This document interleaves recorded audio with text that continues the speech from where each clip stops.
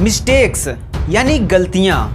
कई सारी कंपनियां हैं जिन्होंने गलत डिसीजन लिए और उन्हें उसका खामियाजा भुगतना पड़ा। कुछ को मिलियंस ऑफ डॉलर का और कुछ को बिलियंस ऑफ डॉलर का।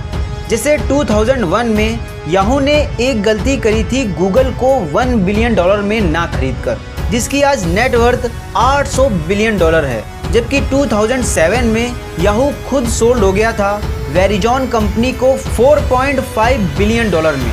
ऐसी ही गलती करी थी ब्लॉकबस्टर ने ईयर 2000 में, जब इसने नेटफ्लिक्स को $50 मिलियन में खरीदने से मना कर दिया था और आज ये खुद बैंकरप्ट है, जबकि नेटफ्लिक्स बिलियंस ऑफ डॉलर की कंपनी है। तो ऐसी ही एक गलती करी थी अमेरिकन एयरलाइंस ने, जिसकी स्टोरी को आज हम इस वीडियो में कवर करने वाले हैं।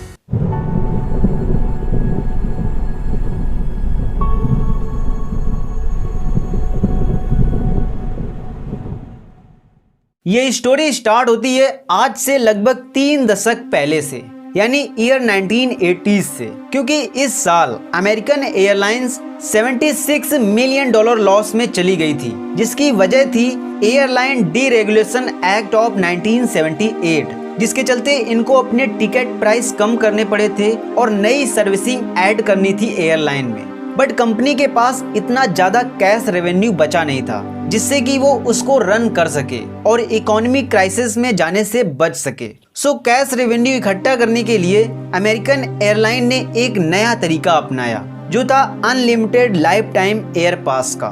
मतलब जो भी कस्टमर एयरलाइन से बहुत ज़्यादा ट्रेवल करता है एंड अलग अलग कंट्रीज में बिजनेस मीटिंग करता है, वो अपना unlimited life time air pass बनवा सकता है सिर्फ एक बार $250,000 देकर। इसके बाद वो किसी भी अमेरिकन एयरलाइन से फर्स्ट क्लास में कहीं भी ट्रेवल कर सकता है, जितनी बार वो चाहे अपनी पूरी लाइफ में।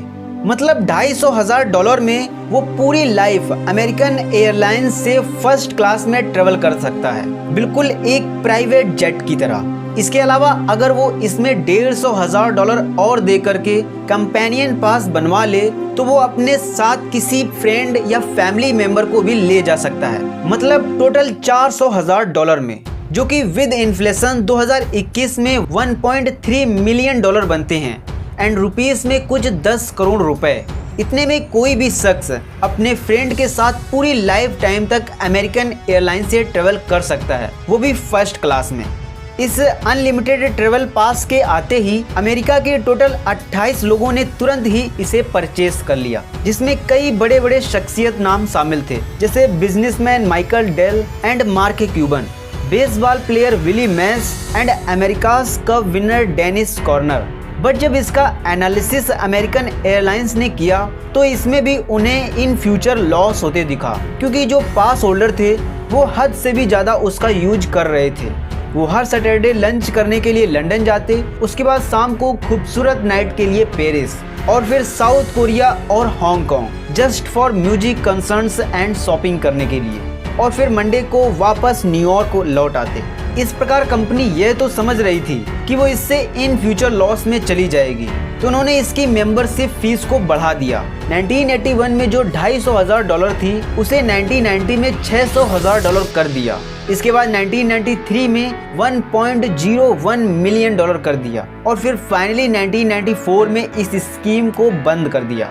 बट इतने टाइम पीरियड में इस एयरलाइन स्कीम में टोटल 66 लोग मेंबरशिप ले चुके थे, जिसमें ये 2 लोग भी शामिल थे जिन्होंने सबसे ज्यादा इसका फायदा उठाया था, Steven Rothstein and Jacques E Vroom. Steven Rothstein Chicago में एक इन्वेस्टमेंट बैंकर था एंड इसने 1 अक्टूबर 1987 को $383,000 में लाइफ टाइम पास और कंपेनियन पास में एक बढ़िया डिस्काउंट के साथ मेंबरशिप ले ली थी, और इसने अगले 25 सालों में इसमें 10,000 से भी ज्यादा फ्लाइट्स बुक की थी। मतलब ऑन एन एवरेज हर दिन 1 से ज्यादा फ्लाइट बुक करता था, जिसमें से इसने 1000 फ्लाइट्स तो सिर्फ न्यूयॉर्क सिटी के लिए बुक की थी and 500 flights to San Francisco, 500 flights to Los Angeles and 500 flights to London, 120 flights to Tokyo, 80 flights to Paris, 80 flights to Sydney and 50 flights to Hong Kong. इसके अलावा ये अपने कंपेनियन पास से किसी भी पैसेंजर को अपने साथ ले जाता था और उससे पैसे वसूल कर ट्रैवलिंग कराता था। जैक्स व्रूम ये एक मार्केटिंग एग्जीक्यूटिव था और इसने 28 दिसंबर 1989 में अपने अनलिमिटेड एयर पास और कंपेनियन एयर पास को $356,000 पे करके खरीद लिया था, जिसमें इसने कुछ डॉलर लोन लेकर के पे किए थे, क्योंकि इसे पता था कि ये एक बढ़िया इन्वेस्टमेंट होने वाली है इसकी लाइफ की। और फिर इसके बाद इसके भी कारनामे बड़े अजीब होते।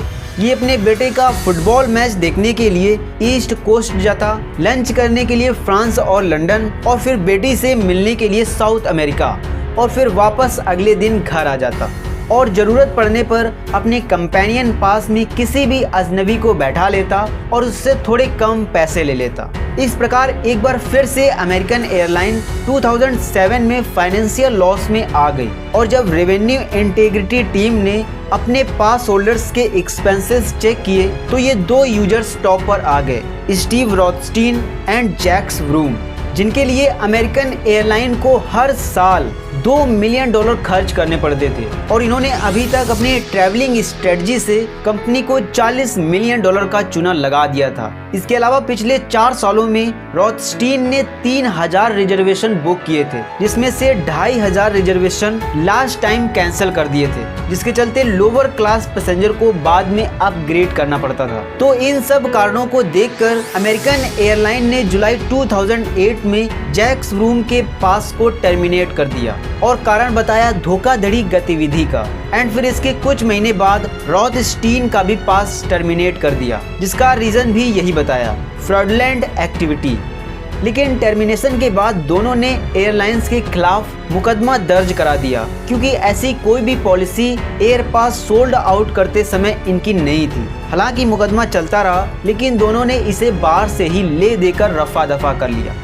तो ये थी अमेरिकन एयरलाइंस की अनलिमिटेड एयर पास की स्टोरी। आपको कैसी लगी कमेंट में जरूर बताना एंड वीडियो को लाइक एंड सब्सक्राइब भी कर देना।